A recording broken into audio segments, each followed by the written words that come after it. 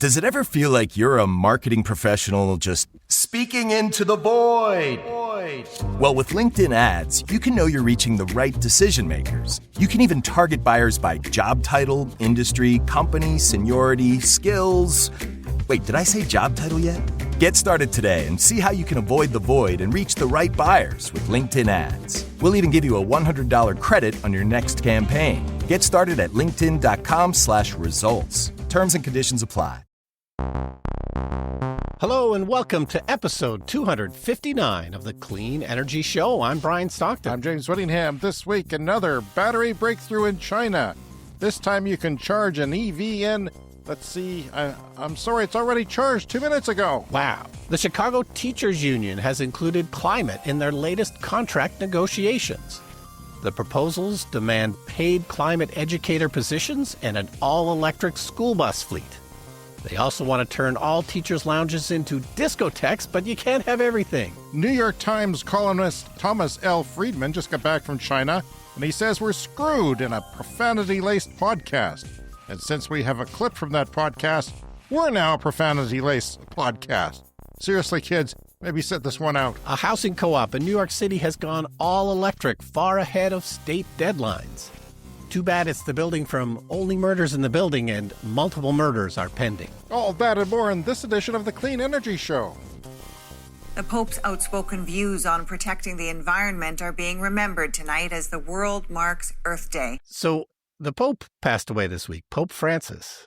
I mean, it's really surprising how often we talked about the Pope on this show. We'll talk about this at the end of the show, but he did actually make some efforts in climate. It perhaps should come as no surprise that the late Pope Francis would care so passionately about the planet. His name, after Francis of Assisi, patron saint of ecology. I know when we were kids, remember, this would have been back in the 70s, I believe, 2 popes died in sort of rapid succession. Yeah, there was Pope Mania there in our childhood for a while. Pope Mania, but what I remember is it kept interrupting the Saturday morning cartoons. I don't know if you remember that. I don't remember that interruption, no. Yeah. You know, you'd get up on a Saturday morning all ready to watch cartoons, and they were having live coverage of, the conclave. And there was 2 in rapid succession, so yeah. it was this period of... By the second time, I was an expert. I knew the colors of the smoke to look for and where the chimney was and everything like that. So anyway, I'm off to L.A. tomorrow, but I will be back before the next podcast, so we're not missing anything, but off on my little vacation to LA. Are you going to bring a microphone just in case you're sent to El Salvador and imprisoned? Because I would like to continue the podcast that way. I would like to podcast from, wherever they send me. So we'll see. Don't say that you're a professor. Did you know that there's an advisory for Canadian professors? Don't say you're a retired professor. Wow. I sent you a message this morning. Julia Louis-Dreyfus, I follow her on Instagram. We mentioned her. Oh, that was her? That was her. I saw her at a screening in Telluride, and I'm just a huge fan. But so I follow her on Instagram, and apparently her house burned down in I didn't know LA it was her fires. house. Wow. Yeah. She said her house of 31 years. And then the picture on Instagram is her podcast microphone, because she's a podcaster. She does it, I guess, from her house. And that was kind of like the one piece of debris, this burnt up podcast microphone that she found in the rubble of her house. You know what? Good. We have too much competition.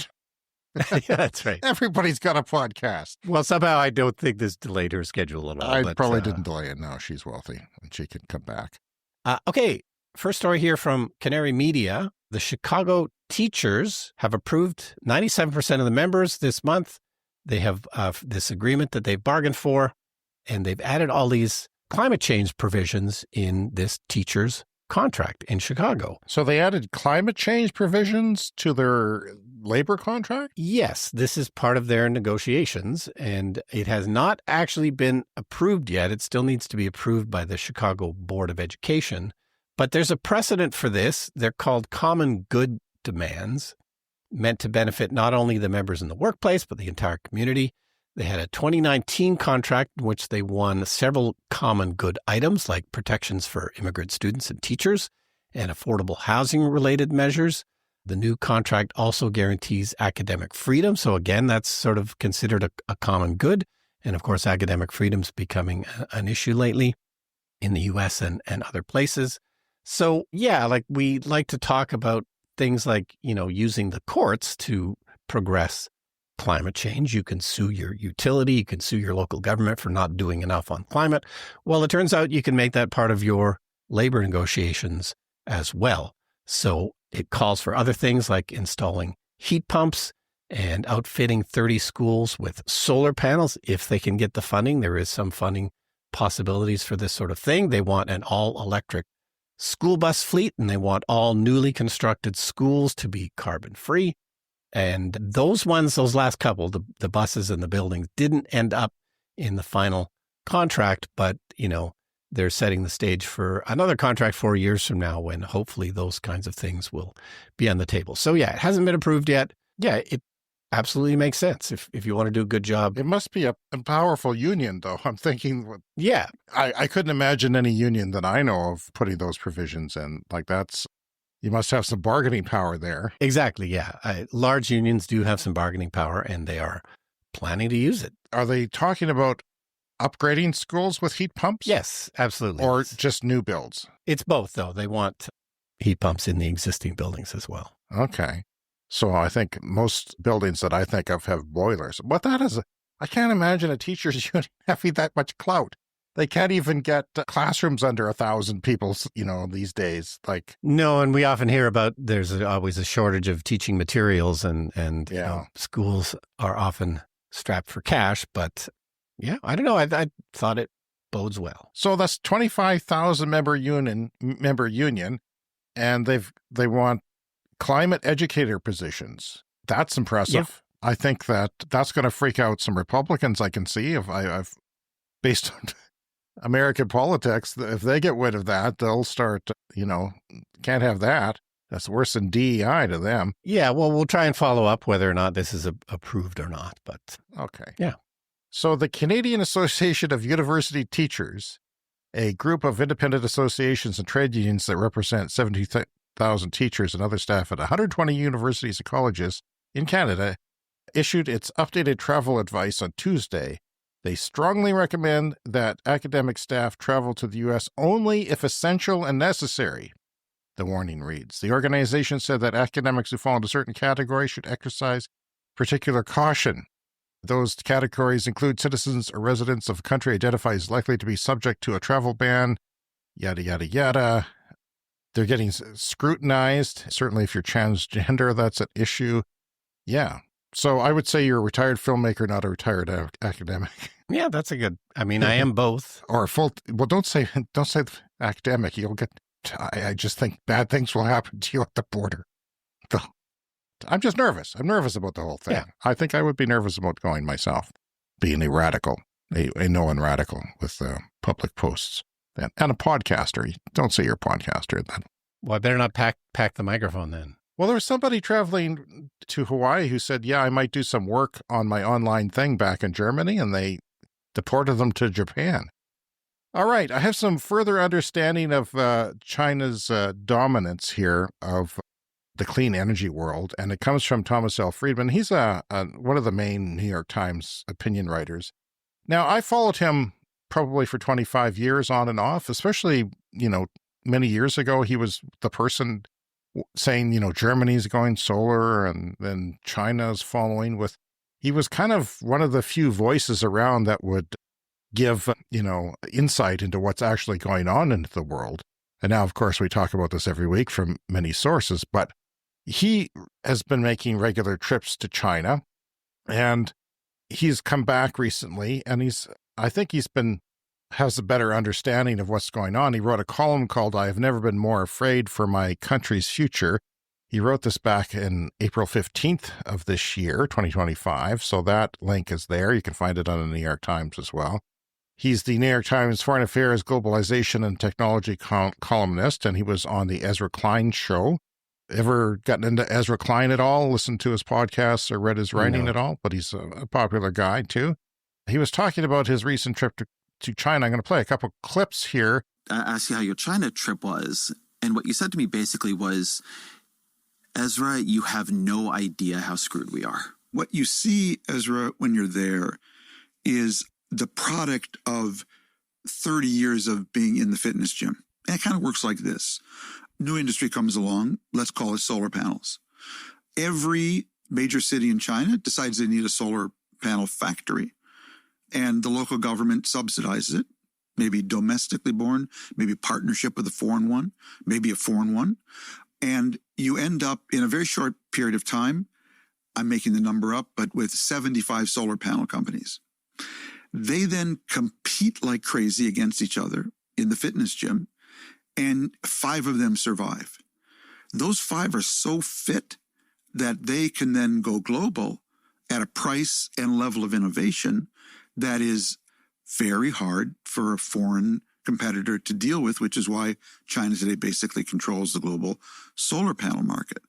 But what you also don't see is that process of winnowing down from 100 of those solar panel companies to 5 produced a massive explosion of supply chains domestically to feed that industry. Same thing went on with cars. The same thing goes on with robots. And so where you end up 5 years later is with interlocking set of supply chains that now if you're a young Chinese and say, I just got this idea. I want to produce a shirt that has a pink polka dot button that can sing the Chinese national anthem backward. Someone will have it for you tomorrow. Yeah, I thought this gives really good explanation because in a way, China is like the ultimate free market. It's a fight, cage match, basically, of companies, because there's so many of them, because it has such a large population base and lots of innovation and universities and STEM grads that they just go at it until they're so good. But the government does sort of subsidize you at the beginning when you're not ready to get up and running. Whereas in the United States, you sort of have to have your crap together and, be all ready to go. And then you'll get funding or venture capital or government assistance and things like that sometimes. But in China, it's different. My problem is I don't see a system like that or anything like that or able to compete with that evolving here. So I think China is really going to dominate us in a lot of ways, if not all ways, eventually, because they're progressing. They're not, just catching up and staying there. They're keeping going. He said that only one congressional delegation from the United States went to China in the last 6 years. So they have no idea. I mean, we're just catching on ourselves on the show. You can hear it in real time as we're catching up. But the United States in general probably has no idea. And the government probably doesn't have, the people in government probably don't have any idea of what's going on. If they don't have any idea what's going on, there's no hope, right? They just assume that they're superior to everyone. Calling them peasants. J.D. Vance called them peasants. He also killed the Pope, by the way, which, I don't appreciate. He was the last person to see the Pope, Brian. It's suspicious. I think he made him angry and he had a heart attack. But since Trump won, there's been an aversion in Washington to say anything good about China. You're either a panda hugger is what they call you, or to go there. So President Xi made himself president for life, and the idea that openness would lead to a more open society is sort of faded now, so they're not really, thinking positive things about reaching out to China because they don't think it's going to do anything for a more open society there. China realized it could not compete with America with combustion vehicles, so they leapfrogged internal combustion vehicles for EVs. They just started with EVs and autonomous vehicles. By the way, there was a bad autonomous vehicle crash there with a Huawei car that encountered construction and killed 3 people, young people. So that was bad, and they're sort of having their moment with autonomous driving there now. And that's why we talked about signs on the highway now warning autonomous drivers to disengage your systems because construction was coming up. But phone companies, this is what Apple tried to do, and I thought it was kind of weird. Well, their phone companies are doing that, though. They're making cars, and they've done it, in really short order, like 2 or 3 years. They decided to make cars, and then they're making cars, and they're good. Yeah. Like Huawei has the best car out there pretty much, especially with the ADAS system. Their advanced driving assistance system is better than everyone else's. Even though it killed 3 people, it's still better than everyone else's. Yeah, well, Apple worked on that for many years and spent a couple of $1 billion sort of working on it in secret and then canceled the project. So yeah, Apple couldn't get it done. I think there's going to be an interesting book on that one day. It might be an interesting story to hear because we don't know anything. So what tariffs by Trump are doing to American competitiveness? Well, I've got a big long clip of 2.5 minutes here, and I've never heard Thomas L. Friedman get angry, but he was angry. So we've got notes from listeners. People don't think that kids would listen to the show. We do have kids listening. We have at least 3 that I know of listening because their parents listen. They don't listen to every episode. But yeah, you might want to skip ahead 2.5 minutes after I stop talking. But I've decided to leave the bad language in because it's important. And he feels kind of like we feel some days. And yeah, it's just they're worrying about the wrong things and not dealing with China. Hire clowns, expect a circus, okay? If that is your theory, go ahead, put all the tariffs 1,000% on China. That's day one. But these guys are entirely first-order thinkers. Day 2 has to be a strategy for what you do the morning after here. How do you then build the industrial base that you want to take advantage of the time you're buying with your tariffs? So what are these guys doing? Trump put up a wall, okay, against China, and then they went out and shot the American car companies. Ford was just downgraded today. I saw its stock, I think, is down to $7.50. Why is that? Because Ford did everything that Biden asked it to do, that a rational company would ask it to do, that we would want it to do. And then what does Donald Trump do? He comes in with his right-wing woke bullshit and says, we don't do EVs here. EVs are for girly men. We only do manly industries. Well, fuck that, okay? Because look what happens now to Ford. So you say, we want to bring this here. I don't want to have my kids screwing in parts, okay, into cars. I want them designing, okay, investing in and inventing the next generation of EVs. But let's go back to that ecosystem I talked about, Ezra. EVs, robots, autonomous cars, batteries, clean energy. If you say, oh, we're not to do the EV part, before I came over here, I read Trump wants to reopen coal plants, and he loves drill, baby, drill. Okay, so it doesn't make any sense. You're building a wall against China. Great, I'm all for it. But what are you doing behind the wall? So we catch up. You're taking your own companies out and shooting them in the back if they're not right-wing woke. What's the project, what the Trump administration focus on? How many billions can we take away from American universities of their research funds to punish them for DEI strategies? Now, I'm here not to advocate DEI, but if I had a limited time in the world right now, I sure wouldn't be focused on that.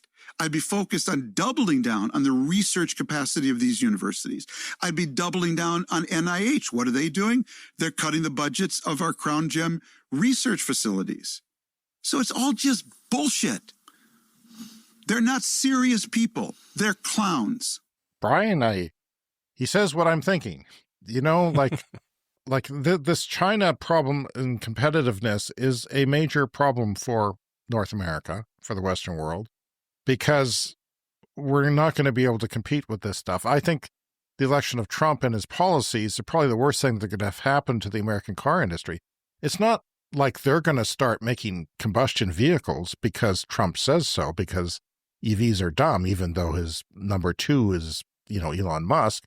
It doesn't make any sense. So I don't understand how they're going to compete with this. And I think I kind of feel sorry for the American car companies. The couple of them at least are trying to make an EV push, and sometimes we question that here on the show, their genuineness, but they know what's going on. I mean, Jim Farley, the CEO of Ford, was driving one of these Chinese cars, one of the better ones, one of the better sports cars, for 6 months because he loved it so much and he wanted to know. He knows what's going on. So Friedman says basically it's a fitness gym, that China is a fitness gym, that you get in there and you get really fit, and only the strong survive, and then those ones have a supply chain already built up and down, and they go into the world and demolish you on price. And it's not just, people have this archaic notion of Chinese labor being cheap. Well, it's not. The cost of living there is cheap. If you can buy an apartment for $200 a month and things like that. But really, they're far more educated than we are. And we're, even in Canada, we see pressure against education, political pressure, because, that creates, in the minds of farther right people, that creates liberals. So it's just something I wanted to keep it, it's obviously an obsession of mine to wonder how China's working, but it's also because they are such a force in the clean energy world. Without them, we'd be kind of screwed on the whole temperature thing. I don't know. It's kind of a weird dichotomy where you're happy that they're doing it, but you're kind of worried about, certain groups being mistreated or just buying communist stuff. But it's without them, we'd be in trouble with the planet. Elon Musk advanced things greatly, and China took that and ran with it. And now I don't know how Tesla's going to compete even, it's crazy. But it's more than cars. It's just all of our technology, right? And even catching up in AI. And of course, one of the goals of this, like one of the reasons you create tariffs, is to potentially create jobs in your own country. It's like, okay, well, we'll stop importing stuff and we'll start making it. But of course, that takes many years, and to try and match China's, ability in that would be kind of ridiculous. But the other thing that I heard this on the Morgan Housel podcast, which I quite enjoy. He's the guy who wrote The Psychology of Money. Even if you were able to do that and bring these construction jobs back to America, and I think that that's the idea behind a lot of these tariffs, is everyone's upset that, all these manufacturing jobs are not in America anymore. But the way automation has gone, even if you did bring them all back, a lot of the work would be done by robots anyway. Yeah, by the time you built the factory, robots are going to be doing it. Friedman talked about dark factories. Do you know what that is? No. That's a factory that has no lights because there's no people, that there's just robots. They turn the lights on at 3 a.m. to check the maintenance, but they're all robots and that of course is very quickly, speeding up. I've got a story in the lightning round about robots doing utility work, like humanoid robots in China. We have no idea what's going on over there. They turn the lights on once a day just to check for signs of a robot uprising, and then they turn the lights back off again. But yeah, he had a stat in this podcast. I can't remember exactly, but an example of like a car factory that, like as recently as 1990, would have 30,000 employees. And now that same car factory has only 5,000 because so much is being automated and done by robots. So it's a bit of perhaps a lost cause to try and get those jobs back to America. All right, so now it's time to open up the mailbag. We've got a letter here from John. John says, I finally signed up to support you on Patreon. Sorry it took so long. Apology accepted. My name is John Hayes. I grew up in the Swift Current area. That's near where James and I live. After graduating from the U of R, class of 91, music ed, I moved to Japan. So John would have been at the U of R when you were there. Yeah. I graduated in 92, and I took a music class at the old music building where he would have been probably. Yeah. I finished up in 89, so not quite an overlap for me. Good Lord. Yeah. Well, I guess if he graduated in 91, then yes, we would have been there at the same time. Moved to Japan. I'm now a Japanese citizen and live in Tsukuba, Ibaraki, about 60 kilometers northeast of Tokyo. Tsukuba is an interesting city that is the science hub of Japan. I can't throw a rock without hitting a PhD of some sort or other. We have 50 plus national institutes and at least another 100 private research labs studying everything. If you've seen a new tech coming out of Japan in material science, high energy physics, biotech, metrology, the science of measuring things, environment, etc., it was likely discovered in Tsukuba. All my drinking buddies are proper researchers. One of them held the record for most efficient solar panel for a few months. You'll be happy to hear he's now working in Toronto, helping to improve Canadian tech. Around 16 years ago, I got into local politics, serving 12 years on the Tsukuba City Council. 2 years ago, I leveled up and was elected to the Prefecture Council, similar to an MLA. And during my political career, I spent plenty of political capital pushing for increased solar energy and EVs. I think I've managed to get the city to put panels above their visitors' parking lot. It's a no-brainer.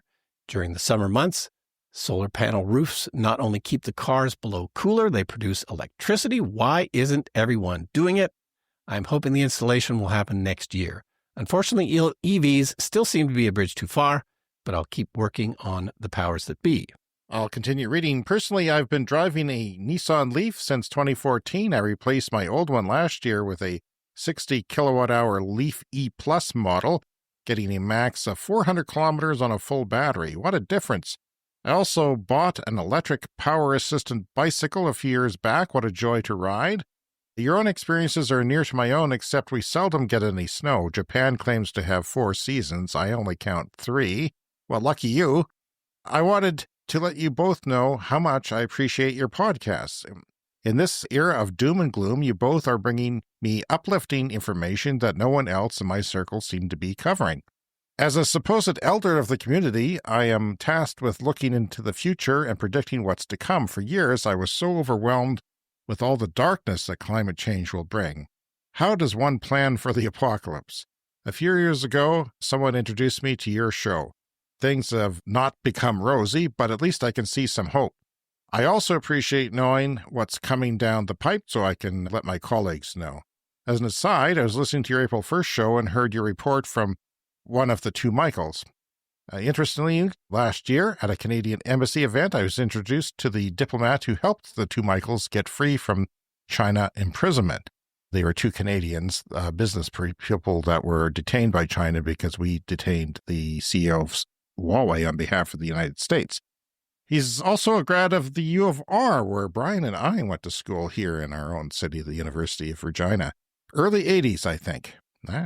Probably would have crossed paths with him. Keep up the good work. He says, for what it's worth, I would help to send James a heater for his Leaf. I would, but it's my understanding the part is cheap, but the installation is a big cost. Perhaps we'll have a chance to meet at some time in the future. I usually land in Regina when I go home to see my folks. It's so weird, Brian, to see people from this insignificant part of the world go off and do big things. And this is a live one, becoming basically the equivalent of a state senator or a state representative in Japan and a citizen. I in 92, I've said this before, I was on the cusp of maybe going to Japan myself. And then the person who went before me a year or 2 earlier, she was from a small town in Saskatchewan, and she was very, very right-wing but she ended up fashion modeling there because she looked like a pale Japanese person because of her complexion and because of her hair color. And so she ended up, doing that. But instead of teaching English, I didn't go at the last second because she said there was a recession taking place and things were bad in 92. Yeah, well, that was a sort of a common thing for people of our generation, is that there weren't a lot of jobs for us here in Canada. So lots of people were going to Japan to teach English, or at least talking about it. And it was a common thing. And shout out to the town of Swift Current, which we've mentioned a lot. I guess it's a small city on the show lately. Bob one of our listeners is from there or from the area. He's having problems with his EV. Hopefully that's resolved, Bob. We'll wait to hear from you. Contact us, Brian. cleanenergyshow@gmail.com. You can leave a voicemail at speakpipe.com/cleanenergyshow. And please join our Patreon page for free, or one of the paid tiers, and you'll get lots of content there on the Patreon page. And thanks for that letter, John. We really appreciate you taking the time to give us a big, thoughtful letter like that. It puts wind in our sails to hear from people like you, and we'll keep doing a good job and keep bringing you the positive news because there's a lot of it. Yeah, well, it's always a question, right? Of, every week we have to sit down and figure out what we talk about, and we do tend to talk about the positive stuff. The climate has already changed, so I kind of feel like that part is covered. Like that's a given. The climate has already changed. It's going to continue to change. But, it's mostly the good news stories that interest me and I think are the ones worth talking about. This is a transition that is going to happen. It's probably going to happen later than it should. I mean, it's already later than it should. But, that's just the approach we seem to take. And so much of it is unstoppable now because it's economics. Yeah. Although Trump is doing his best, I noticed he's canceling wind projects that are already started and crazy things like that. But ultimately, worldwide, I think it's very unstoppable. Yeah, no, the same thing happened in Ontario a few years ago when Doug Ford got elected. He canceled stuff that was already like half built. They had to pay out hundreds of millions of dollars in penalties. It makes no sense whatsoever. No sense. Yeah. All right, from Canary Media, free solar and batteries for low-income households in California. So we have heard about these kinds of programs before, and we probably talked about this program before, but there is a program in California for low-income households to get funding to put solar and batteries in their homes. But the problem is that you have to still pay for this up front, $30,000 to $40,000 often, to get this done. And then through this program, then you can get the money back, but this takes 3 or 4 months. So this company startup, Haven Energy, is planning to take on that debt themselves. And so the idea is they apply to the program and they put up the solar panels and the batteries, and then they're managing a virtual grid from this. So with all these houses that have batteries in it that they're installing, become part of a virtual grid. This is going to be around 10 megawatts. They're just starting to do this. But eventually, once it's built, that's a 10 megawatt virtual power plant that Haven Energy will control. And so the people who own the houses, they have to allow the battery to be used for the grid when needed, but they end up with, a lot of the savings on their power bill from, the reduced costs of having the solar. Basically, the batteries charge up from the solar panels or even from the grid at night when there's low demand. And then the virtual power plant is when the utility has access to this power when they need it. It's all sort of remotely controlled. There's a little bit of battery in this house, a little bit of battery, but it all adds up to like a pretty significant 10 megawatts, which can be very helpful, which they can turn on all at the same time. Yeah. If it's a peak demand and they're running short, they don't have to fire up a natural gas generator or something like that or import it from out of state. They can just meet that, and they can do it quite instantly, within fractions of a second, and it all works together virtually. But most of these people, I'm thinking, Brian, probably wouldn't put a battery in their home if they're poor. Yeah, because the batteries are still very expensive. Yeah. And the benefit is battery backup during the power outage and so on.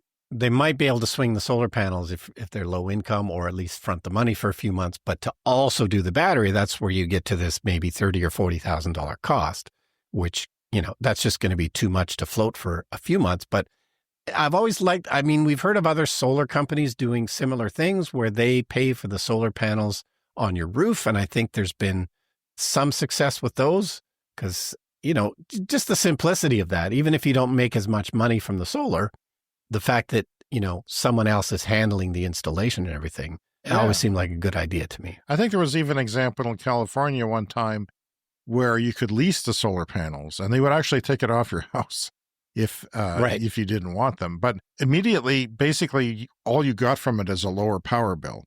You didn't own the panels. You didn't get free electricity after 8, 10, 12 years. It just lowered your power bill. So there was, all you had to do is sign up and you have a lower power bill. You didn't have to do anything. Yeah. But I think that might have fallen apart. I'm not sure.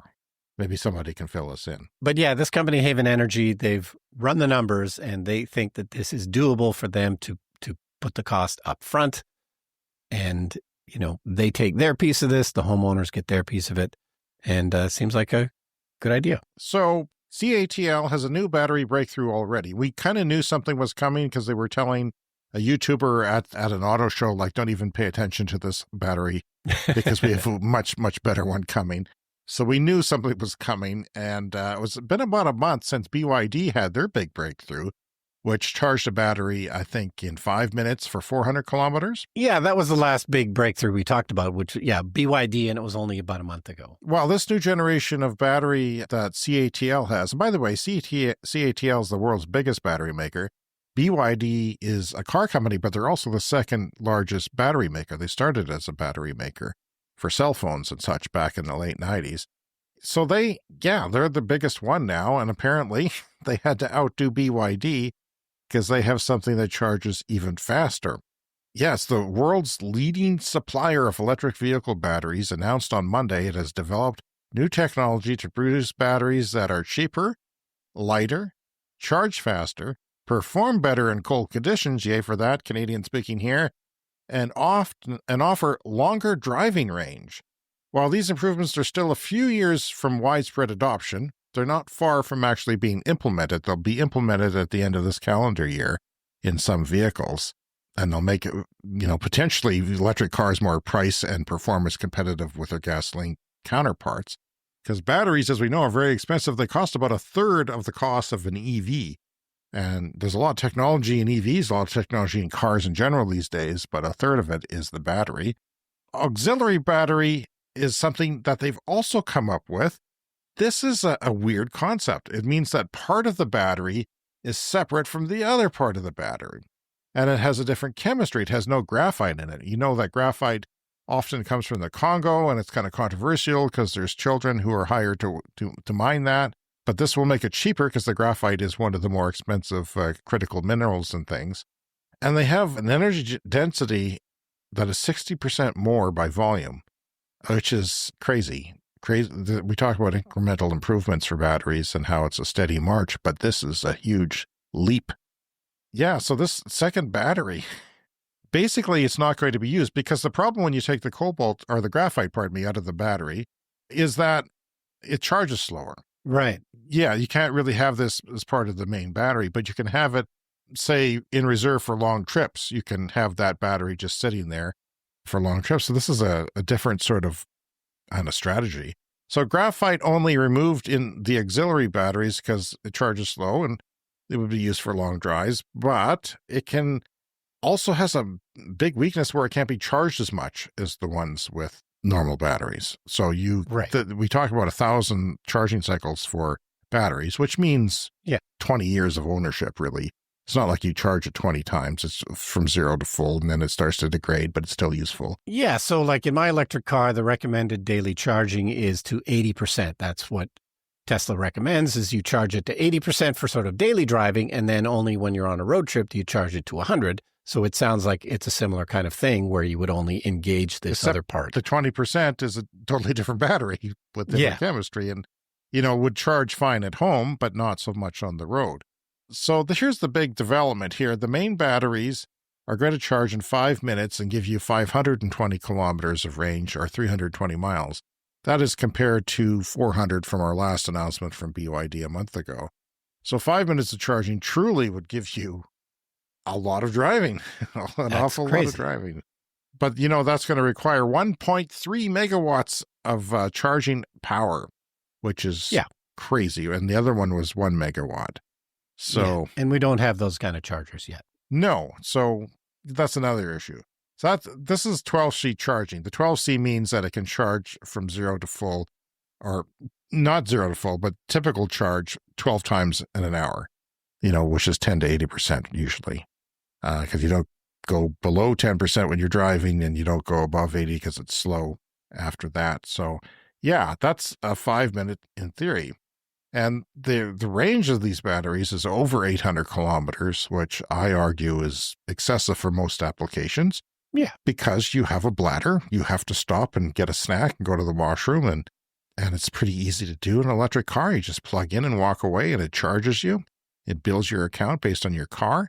So CATL also said it would sell sodium-ion batteries to replace the small lead-acid batteries in ICE vehicles, the ones that start and turn the crank of the car and then also run your radio and everything. They think that sodium-ion batteries, which they brought to commercialization, I think in 21, would be a good application for these kinds of batteries too, because they basically work in minus 40 without losing energy. So unlike a lead-acid battery, which kind of gets when you're trying to start your car, these would have really good properties. And I'm assuming they'll be expensive at first, but they'll probably make their way. It's called the Naxtra, and it's ready for commercialization now. Almost all of the world's naturally occurring geological deposits of soda ash, the raw material for sodium-ion batteries, are in, get this, southwestern Wyoming. Wow. It's not just any sodium, it's sodium ash or soda. Yeah, it's a weird kind of sodium, and it's all in Wyoming. So, hey, Wyoming. I know you don't like clean energy that much, but that's very interesting. You might be sitting on a gold mine there, so to speak.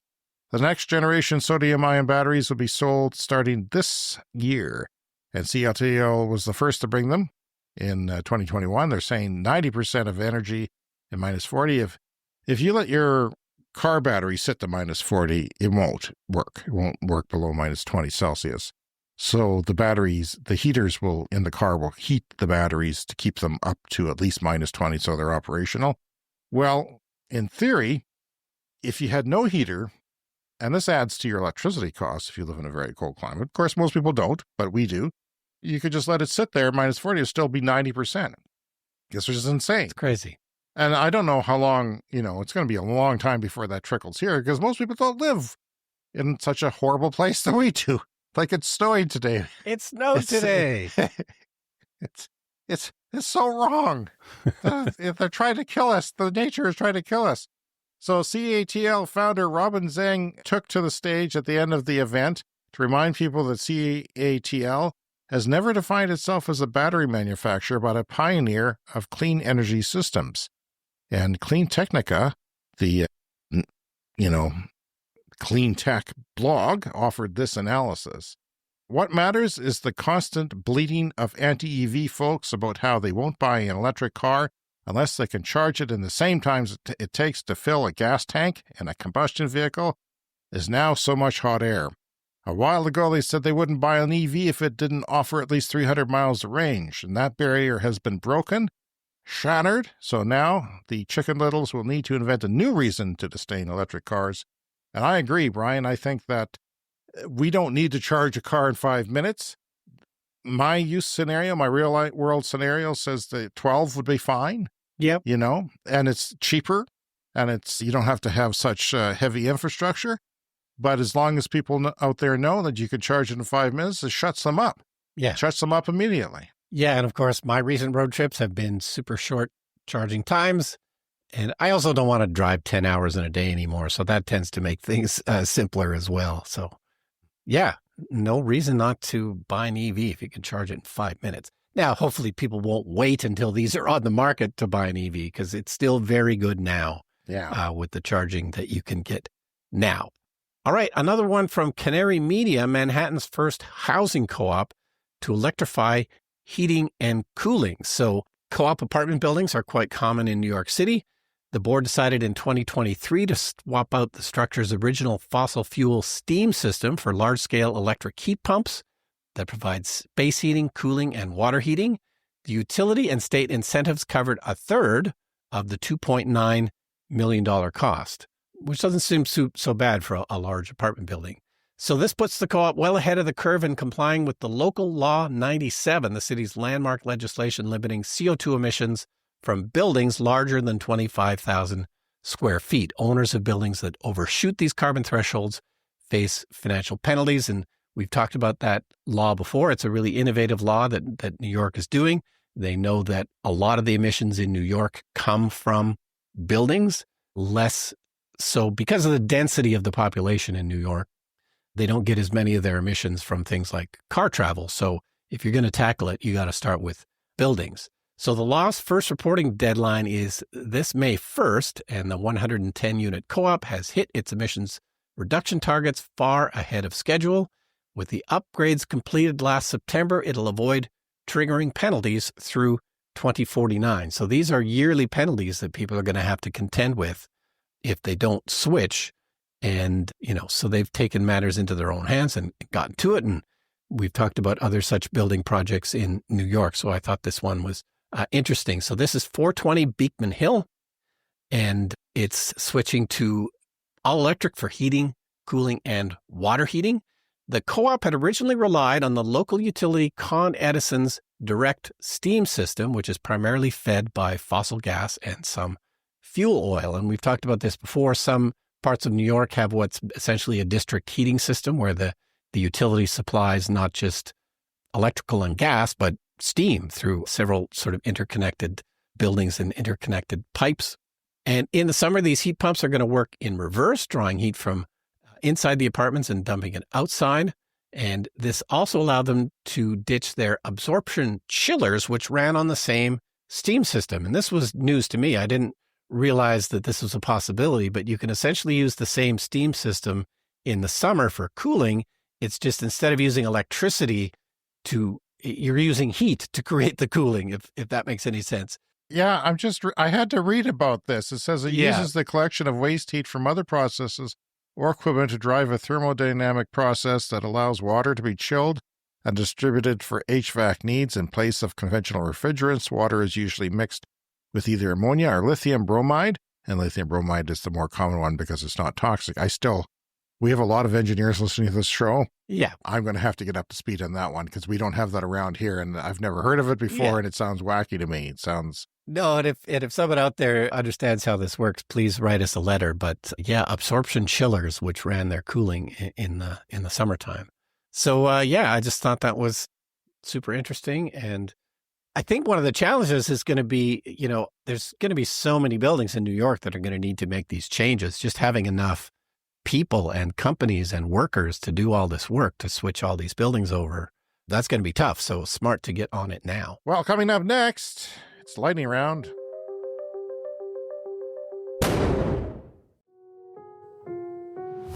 It's time for the Lightning Round. The Lightning Round is a fast-paced look at the latest headlines in climate, clean energy, and transportation. Oh, look, EVs are holding up better than combustion cars, says ADAC. In 2024, ICE cars aged 2 to 4 years were 2.5 times more likely to break down than EVs.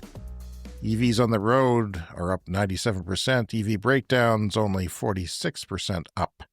New York adds $30 million more to its EV rebate pot. It's only a $2,000 rebate, but it's also a federal one available to you guys in New York. That's as long as it's more than a 200-mile range. I think they have a smaller one for less than 200-mile range EVs. From Clean Technica, the first time U.S. electricity is generated by less than 50% fossil fuels. The March numbers had renewables and clean energy, which includes nuclear, surpassing fossil fuels for the first time. And that's a landmark, sort of a benchmark, not a landmark, but a benchmark. Yeah, that's a big deal. And that's, of course, going to continue to rise. Wind and solar were about 25% of that. Over in California, for the year 2024, solar itself almost overtook natural gas generation. This year, it will likely take the lead. You can read about that in Canary Media.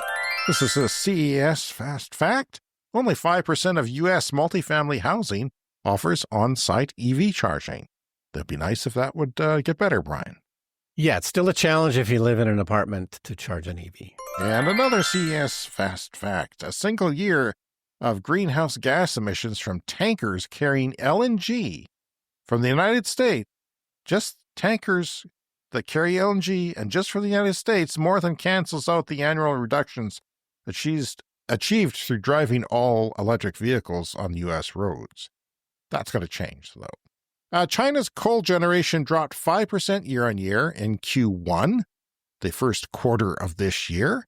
That's good because they still build coal plants there, though they're stopping in 27, like basically all the ones that are in construction, and that's it. And also, they're not using them as much. They're paying the companies to just sit around and have it as backup. So even as the overall electricity demand in China is increased in this communist nation, that has gone down. The IEA, the International Energy Agency, says emerging economies are set to make up 85% of the additional growth in power demand up to 2027 due to economic growth in those regions, which is good, and higher air conditioning use. That is something we've been talking about a lot. You get into the middle class, you buy an air conditioner, especially if you live in a hot climate, which most people do. And advanced economies are on track to see consumption climb after a 15-year plateau, thanks to first fluorescent bulbs and LED bulbs and other energy-efficient appliances and things. But that's going to change now due to data centers. And I mentioned this earlier. China's Yunnan grid has started using humanoid robots to install and repair power grid infrastructure. It was used to install a 220 kilovolt substation. And yes, we're looking at a picture of a humanoid robot doing lineman work, dangerous work. And I guess if they fire the robot, they just throw it out and get another one. Yeah, I guess it would still have to take, precautions against getting electrocuted because it would ruin the robot, but Yes. better to have a robot ruined than a human. Well, they're going to get self-aware one day, Brian, and they're not going to want to do these jobs. I'm not doing that. I'm a sentient being. On the run, the Parkland Corp's flagship convenience store brand, which I used last time I went to BC in my EV, I guess it's been a couple summers ago, they were just starting up and they were offering free charging and a 20% discount in their delicious burger shop inside the store. If you've charged for free, if you were bold enough to do that, they would also give you a 20% off your meal, which I thought was like the best thing ever. It doesn't get better than that. My family still remembers that. They have announced the opening of their first 400 kilowatt DC fast charger in Western Canada. So we don't see the stuff that they're starting to build in China. Yeah. We peak out around 350 here, and most of those are broke. Yeah. They're at the Petro-Canada network or Electrify Canada network. Yeah. The construction of Tesla's largest supercharger station is a massive 168 stall site in Lost Hills, California, and is well underway. And I see a solar farm nearby. That's something that Musk used to promise about his charging. So we'll build solar farms with it, and it'll reduce the price of charging and the environmental impact of charging as well. But that really never took off. Parking lot solar canopies on this in the picture as well. So what John was talking about from Japan, it's a no-brainer. You should always be putting solar panels up as canopies in charging stations. Always a good idea. Yeah, it protects you from the rain, just like you have to get out and plug it in. There was only 1 or 2 instances where I had to do that, but it's like a gas station. You want to be able to get out and do something without getting hailed on or something. And yeah, it doesn't cover all the power of the station, but at least it does some, and you might as well use the rooftop space you have. Globally, data centers are set to make up less than 10% of electricity demand growth to 2030, but some regions are more affected by these data centers. So that could mean 50% of demand growth. The demand that grows in the United States up to 2030, half of that could be because of data centers. Same for Japan. See, we got Japan news this week. Mm-hmm. You don't always have Japan news. There's some Japan news for you. And then also 20% in Malaysia. So zero emissions electricity is now at 41% of world electricity. So there's a good news story for you. Yeah. That's last year, 2024, came in at 41%. Not bad, not where it quite needs to be, but we're getting there. Japan, another Japan story, remained the world's 4th largest solar generating country in 2024. Does that surprise you? Because it surprised me. Yeah, because it's not a huge country. You don't think of them as having a lot of extra space for things like solar panels. So high density populations and not places, you don't have suburbs where you're putting rooftop solar on places. But yeah, it's the 4th largest generating country in last year. And solar share was rising by 5 times from 2% in 2014 to 10% of the grid in 2024. But wind share was only 1%, significantly behind the 12% average for the rest of the G7. But Japan is starting to get into wind. Yeah, so presumably they've decided that solar is the better bet for them, but, we'll see. Brian, is this a coincidence that we get a letter from Japan? I have yet another Japan story. Wow. Waymo robotaxis are moving forward in Japan with partners. And they're partnering with a taxi company, Nihon Katsu, and taxi platform Go. They're nudging forward and getting ready for a launch in Japan, which is interesting. Yeah, first time hearing of that. That's the American part of Google that does self-driving taxis. And, I saw a YouTuber, they were trying to test out a self-driving car in China. I'm not sure what city, but they said they couldn't get it. It kept getting canceled. And he asked around, and they said, yeah, the cab drivers are all booking false trips to sabotage the self-driving car company because they're mad. So I don't know how long that's going to last or what sort of workaround we'll have for that. And finally this week, Pope Francis had become one of the most influential voices on the moral side of climate change. Laudato Si, his 2015 papal letter that reads more like a scientific paper. From ocean acidification to climate denialism, experts saw Francis paving a moral pathway. Back in 2015, he released an encyclical called Laudato Si, where he framed environmental issues not just as scientific or political problems, but as deep moral and spiritual ones. I always admired him for that, and of course he passed away this past Monday. He emphasized that climate change affects everyone, but especially the poor and vulnerable who contribute the least to the problem, yet suffer the most from its effects. Francis argued that caring for the earth is a responsibility we all share, tied to justice, human dignity, and the common good. He's been openly critical of systems that prioritize profit over people and the planet, and he's urged world leaders to take bold action, especially at the international climate summits. He rode in an electric Popemobile, which we've covered on the show. I think he had an electric Leaf at one point back in the day that was gifted to him. I don't know how much use they made out of it. It was a fully electric Mercedes-Benz G-Class, which was gifted to him a few months ago, I guess at the end of last year. But if you're driving through crowds, waving and shaking and kissing babies, blessing people, you don't want emissions from your vehicle. You want a nice electric vehicle. Exactly. And that makes the first all-electric Popemobile and part of a larger initiative to transition the Vatican's fleet. It is a country, Brian. Yeah. Sometimes it's easy to forget, but the Vatican is its own country. It's going to transition the fleet of Vatican vehicles to emissions-free by 2030. I hope the new Pope does that. In 2023, the Pope Francis followed up with another document called Laudato Si, where he warned that time is running out and called for urgent efforts to cut greenhouse gas emissions. The lack of progress on switching away from fossil fuels and the devastating impacts of climate-linked disasters pushed yet another letter from Francis, this time pulling no punches and criticizing ineffective political leadership. Fighting climate change was a moral obligation and part of a deeper shift in how we relate to nature, to each other, and to the future generations. And gosh, I wish the Christian believers in the United States felt the same way, but they don't, and they are often sabotaging efforts for climate progress there. All right. Well, that's it for the show this week. You can contact us at cleanenergyshow@gmail.com. On social media, we're Clean Energy Pod. You can join our Patreon community to get our bonus podcasts and more. And remember to hit the follow or subscribe button wherever you listen to the podcast. Thank you so much to all of our Patreon members who are, some of them are the Clean Club executive members. They get a shout out, Green Bastard and Brett Routley. Join our Patreon today as a paying member and get access to our exclusive Patreon episodes, including ad-free episodes, early episodes, the Discord server, discounts at our merch store, behind-the-scenes material, thank you credits on the video podcast, and shout-outs on the audio podcast from time to time. And Brian, we'll see you again in 7 days. We'll leave you this week, I think, with a national anthem from Japan. All right. See you next week.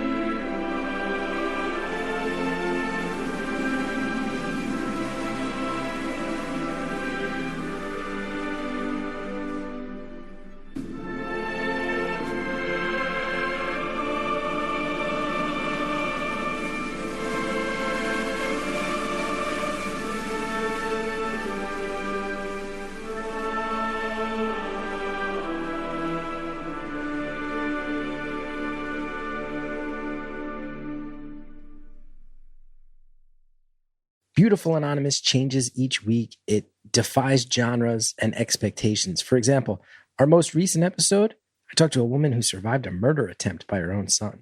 But just the week before that, we just talked the whole time about Star Trek. We've had other recent episodes about sexting in languages that are not your first language, or what it's like to get weight loss surgery. It's unpredictable, it's real, it's honest, it's raw. Get Beautiful Anonymous wherever you listen to podcasts.